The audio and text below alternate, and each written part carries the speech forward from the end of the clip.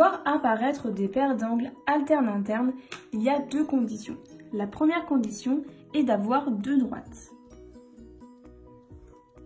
La deuxième condition est que ces deux droites soient coupées par une même séquente. Donc une troisième droite doit intervenir dans la figure et cette droite va couper ces deux droites. Nous allons essayer ensemble de chercher un angle qui est alterne-interne avec l'angle vert. Pour cela, nous allons utiliser les deux mots alterne et interne qui sont très importants. Nous allons d'abord observer le mot alterne. Qu'est-ce que ce mot signifie? Ce mot signifie en fait que l'angle qui sera alterne-interne avec celui-ci sera situé de l'autre côté de la séquente.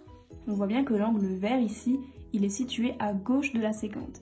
Et bien son angle alterne-interne sera situé du côté droit de la séquente. Donc il sera soit ici, soit ici, soit ici, soit ici. Le mot alterne a une deuxième signification. Il signifie que l'angle doit appartenir à l'autre droite.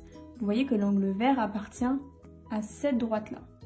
Eh bien, l'angle alterne-interne avec cet angle-là doit appartenir à cette droite-là. Et en plus, on l'a dit tout à l'heure, être situé à droite de la séquente. Donc il va être soit à cet endroit-là, soit à cet endroit-là. Nous allons maintenant nous intéresser au mot interne. Interne signifie que l'angle doit être à l'intérieur des deux droites. Donc ici, il est situé à l'intérieur de ces deux droites. Donc est-ce que l'angle alterne-interne avec l'angle vert peut-il être ici? Eh bien non, parce que cet angle-là, il n'est pas situé à l'intérieur des deux droites. Donc forcément, du coup, il sera à cet endroit-là. Donc ces deux angles-là sont dits alterne-interne.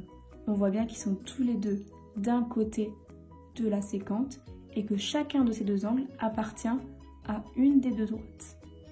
De plus, ces deux angles sont bien situés à l'intérieur des deux droites. Nous allons maintenant nous intéresser à l'angle rouge. On va essayer de chercher un angle sur cette figure qui est alterne-interne avec l'angle rouge. Donc déjà, il doit être à l'intérieur des deux droites. Donc soit ici, soit ici, soit ici. Le mot alterne nous dit qu'il doit être situé de l'autre côté de la séquente. Donc là, l'angle rouge est situé à droite de la séquente. Et bien son angle alterne-interne sera situé à gauche de la séquente. Donc il sera soit ici, soit ici.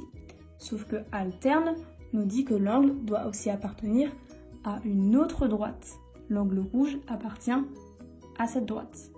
Et bien son angle alterne-interne devra appartenir à cette droite-là. Donc forcément il sera ici. Ces deux angles sont donc dits alterne-interne.